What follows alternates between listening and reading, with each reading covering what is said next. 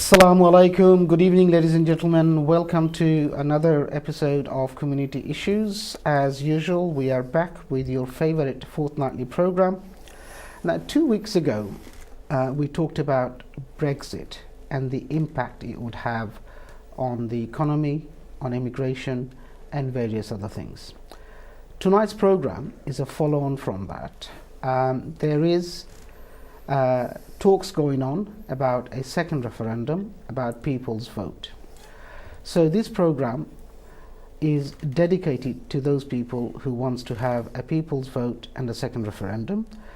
Ladies and gentlemen, tonight we have invited guests who have been former councillors, former leaders, former speakers, community activists, current councillors, and people that are involved with the European movement in terms of the people's vote.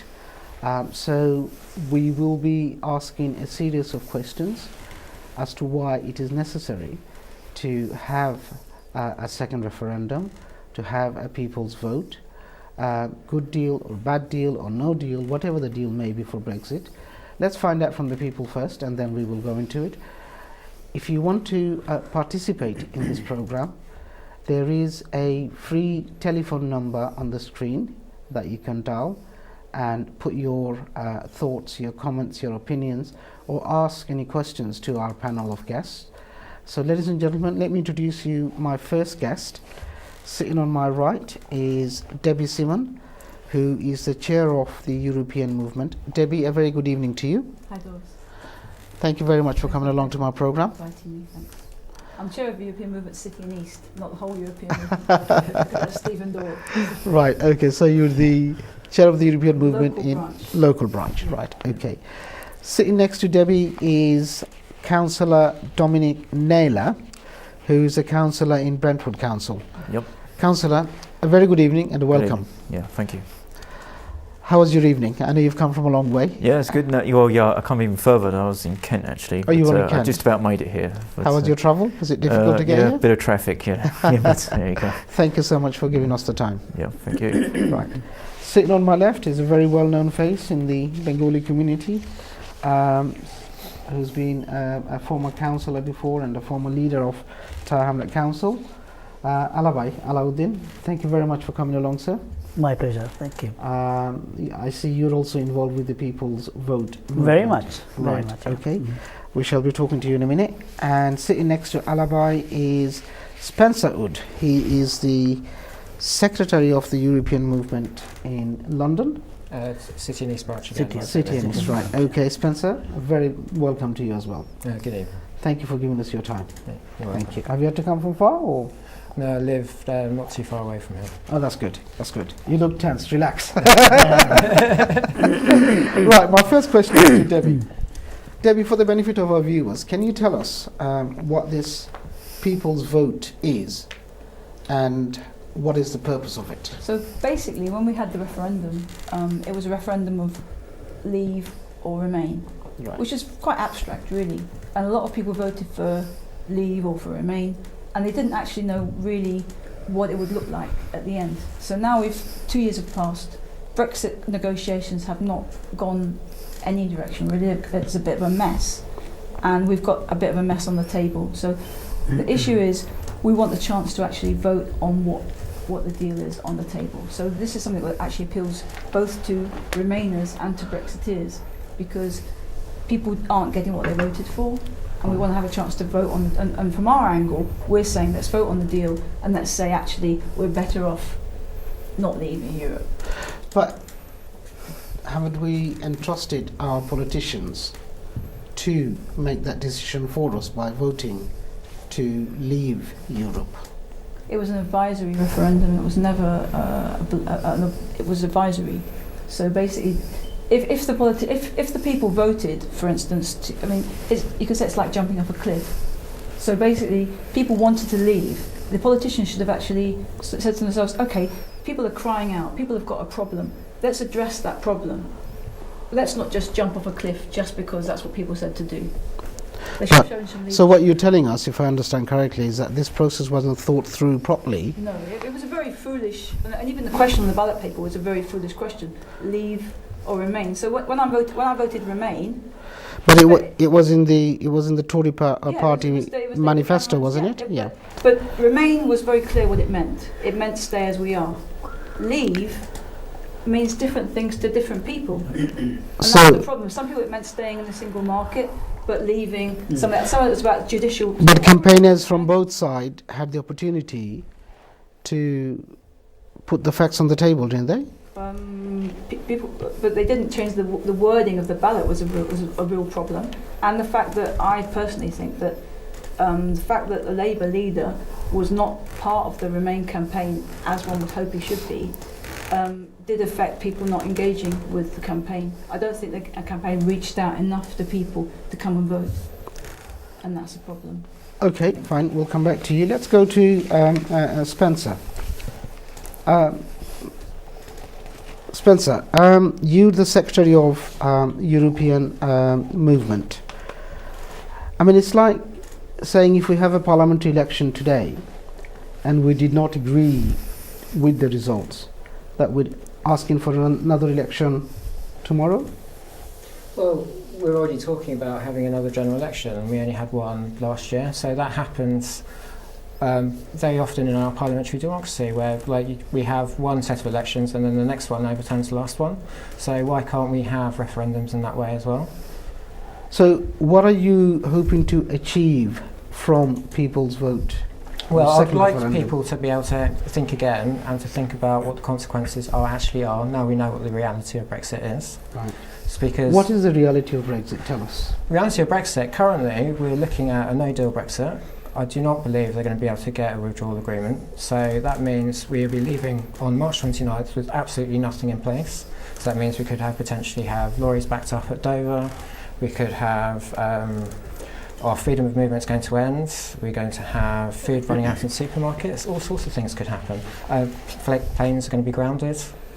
So this is why we need to have a vote on the reality of Brexit and not on this fantasy which was sold in the last referendum. Because the Leave side said you can have all these magical things like we can leave the single market and customs union, but we can keep all the benefits. They need us more than we need them. German car manufacturers will sort it all out for us. All of these different promises which have all been broken. Okay. So, if I understand correctly, by having this people's vote, will this give our government the mandate to think about this thoroughly as to whether to leave Europe or not? Yes, it would. So basically I hope if we have another vote there'll be the option to remain, and if the option to remain won, then we can think about our relationship going forward with the European Union. If it's to leave again, then that is a democratic choice, and then that would be the choice that's made. In terms of our politician, one would have thought that when we voted to leave Europe, we entrusted our politicians to make that decision on our behalf. What is it that our politicians are not doing at this moment in time that we, But they can't decide what relationship we want. This is what relationship we're going to have. It's like you've got one side of the Conservative Party fighting the other side, and you've got a paralysed government, and that's caused is the negotiations to stall because they don't have a unified position. So anything that Theresa May agrees, she probably can't get through Parliament. So this is why I think a no deal Is this more because likely. of disagreement within her party or disagreement from the oppositions or what? Disagreement with their own party. Their own party. So they themselves cannot decide. Yeah. Do you think that they are being somewhat put in a difficult position by politicians from the Europe, Well, no, because basically how the EU is a rule-based system. So what Theresa May has been trying to ask is for the European Union to change its rules to suit a country that's leaving. Now, the most important thing to the European Union is the integrity of its single market and customs union. Now, what Theresa May wants would undermine that. So they want to protect their own unity, just like Theresa May wants to protect the UK and the Northern Ireland and the internal market there. The EU wants to do the same, and what Theresa May is proposing will undermine that. Thank you, Spencer. I will come back to you. Let me now go to Dominic. Dominic, you're a current councillor I am, yes. for the Liberal Democrats. in Brentwood. Is this People's Vote a cross-party initiative, or is this? It is, yeah. I mean, we've got Liberal Democrats and Labour and Conservatives. They're seeing what's transpired since the referendum. We've got to a point now where the crucial moment's coming and we've got nothing to put forward. And so it's a chance to get back to the people and say, look, we've had 2 years of this. We've not progressed any further. We can go with no deal and all its complications outlined by Spencer, or we can go back to Remain. What are the complications? I mean, I know Spencer has just explained some of it, Yep. but if we are to go down this route and become divorce, the divorce bill alone is going to cripple our economy. It's going to cost us something in the region of £40 billion. Yep. That is quite a large sums of money that It is, we but I need to imagine fork they'll be out. paid over a period of a decade or something like that. Actually, that's it. There's, to the withdrawal agreement, there's 3 stages, and the financial settlement is actually one of the areas which they've actually agreed on. What about the movement within the Irish border? How is that going to be affected? Sorry? The movement within the Irish border. Under a no deal? Yeah. Well, that's the question. Nobody knows. Right. The idea is we put cameras up and things like that presents all kinds of problems of itself. I mean, you could have cameras being knocked down and end up having large queues because they can't do custom checks properly. So there's all kinds of problems with the Irish border, and that's one of the crucial problems they've got. They have got no solution to that at the moment. Okay. Let me go to Alabai. Spencer mentioned about free movement of people. What does it mean? Well, free movement of people, I think the European Union stand on 3 concepts. Free movement of people, access to free market, and another heading is, someone perhaps will help me heading. Yeah, so it's freedom, movement of people. Yeah. It's Capital, services and goods. And goods. So if we are to come out, that means there is no free movement of people and all other services, and it's going to be quite disaster for this nation. And I see from different perspective that Britain, being part of Europe, determine in a world agenda, because Britain is well backed by other 27 countries, and then of course the North America. Britain also stand morally, always stand very firm and talk about weak nation, talk about right of weak nation, and so on and so forth. So Britain coming out of Europe, not only these 3 issues that we talked about will be affected, but also will be affected generally, that Britain become a weaker nation. Okay. I mean, militarily weaker because they don't have allies there. If we just look currently what is happening between Britain and Russia about this, nerve poisoning, and I think there are 27 nations have backed, have stood with Britain, and so am North America. If we are to come out, I don't believe that this will be the situation that the other 27 countries will rally behind Britain. So Britain remaining part of Europe is strengthen our position, okay, economically, politically, militarily, morally. Okay. Can I sorry. pick up from the free movement? Yeah, of course you can, yeah. Because you've got the single market, as Spencer outlines, goods, services and capital. Yeah. And I think it's very important that people are able to maintain their right to freely move their labour around, because if people are allowed to freely move around their capital and companies are allowed to freely move around their services, people should be able to also move their labour around. That's part of the fair system of the whole purpose of the single market, is everybody to be able to freely compete with each other and other things. But okay, so I understand what you're saying in terms of the free movement, but people can still decide and make a deal if the government is united. From what I can understand, our government is so deeply divided that they cannot decide amongst themselves as to the way forward and cannot come up with a deal. Is that correct? I think they've got some quite unrealistic approaches. Cherry and- picking. Yeah, cherry picking. Mhm. The EU's outlined its position 2 years ago, and the Chequers plan, for instance, completely undermines some aspects of what the EU wants to maintain. Mhm. So that's why that deal fell through, because it was only 3 pages, and it was meant to be like a building block, Mm. but it ended up becoming an absolutist position. Right. So that's So it's a disaster at the moment. it is, yeah. I mean, we've got to come to an agreement in October and November. That's when there will be some crucial votes.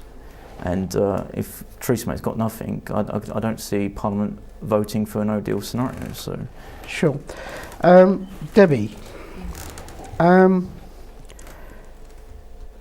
in terms of this people's vote, what can people actually do? Because it's a democratic decision, it's already been made.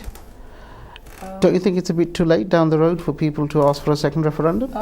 I think the campaign is actually gaining momentum, and like only a few weeks ago, Sadiq Khan supported it, Tower Hamlets Council has supported it the other week, and more people are realising that this is the most pragmatic way of solving the mess that we're in. But we've only got till March, is it? yep, March About 6 2019. months? We've Yeah. only got till March, but I mean, About they 6 can, months? they can extend Article 50 Yeah. and then allow time for a vote to take place. What is Article 50 for the benefit of our viewers, the, please? Withdrawal. the withdrawal Withdrawal. agreement. So Right. basically, that was triggered to So set although the they had process. although they had a vote, Mhm.